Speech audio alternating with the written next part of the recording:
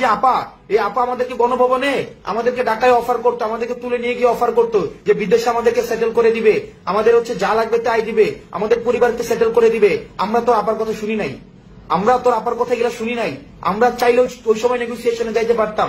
দালালি কোনটাকে বুঝাস? তোর আপার সাথে ওই সময় আমরা দালালি করতে পারতাম, তোর আপার সাথে। যারা ন্যূনতম, যাদের গণতান্ত্রিক আমি না, যারা ফেসিবাদের পক্ষের, তাদের সাথে তারা ভদ্রতা পর্যন্ত ডিজার্ভ করে না, কোন ধরনের ভদ্রতা পর্যন্ত ডিজার্ভ করে না, কোন ভদ্রতাও না। একটা ফেসিবাদের দূষরের ন্যূনতম কোন রাজনৈতিক অধিকার নাই। সুতরাং আজকে আপা নিধন কর্মসূচিতে আপনারা আসেন যদি, আর বিদেশে বসে বসে যারা হুঙ্কার দেন, যদি ওই যে কি দেখা না দাও তাইলে কথা কইও না, চুপ করে থাকেন। ন্যূনতম লজ্জা শরম কিচ্ছু নেই বেটা। বিদেশে বসে বসে ইয়া করছিস। সাদ্দাম ইয়াতে বলতি না যে একদিন যাবে, 2 দিন যাবে, 3 দিন যাবে, সবকিছু মনে রাখা হবে। ওই বিদেশ থেকে পালায় মনে রাখছিস বেটা, দেশে থেকে ফেস করতে। আমরা জানি তো, যখনই জানছিস যে ইয়া পতন হবে, এর আগে পালাই গেছিস। তোরা তো আন্দোলন ফিক্স করতে হচ্ছে পুলিশের সাথে সমঝোতা করে, পুলিশকে আগে ফোন দিয়ে সমঝোতা করতে যে আন্দোলন পুলিশ কোন জায়গায় থাকবে, তোরা কোন জায়গায় থাকবে। আমরা এগুলো জানি না, আমরা এগুলো পরে আমরা প্রত্যেকটা পোর্টফোলিও আমরা বের করেছি যে আন্দোলন আওয়ামী লীগের সময় যে আন্দোলন হতো, ওরা পুলিশের সাথে বসে বসে আন্দোলনের গতিপথ নির্ধারণ করত।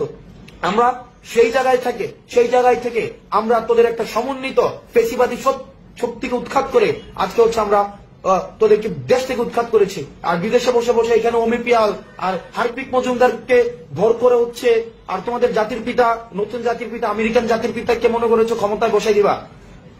আওয়ামী লীগ এমন একটা জনগণ বিবর্জিত দল, যেই জনগণ বিবর্জিত দল কখনোই দেশের মানুষকে দিয়ে ক্ষমতায় আসে নাই।